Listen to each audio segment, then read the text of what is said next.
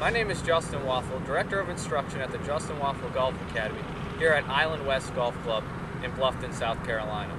Today what we're going to be talking about is the impact position. With most of my students, I see a very poor impact position where the club head passes the hands through impact. This is deadly in the golf swing. Creates thin shots, fat shots, just amongst many things that can go wrong. What we're going to do is a drill called the hinge and hold drill. What this focuses on is maintaining the hands in front of the club head all the way through impact. What we're going to do is get in a good golf posture. From here, we'll take the club up to about, your hands up to about waist high, and the club head will be above the hands, so you get a good set. From here, you're going to maintain that hinge all the way through impact. Going to the follow through, not breaking down at all that right wrist. So again, what we want to focus on is maintaining that angle in this right wrist all the way through impact and to the follow through.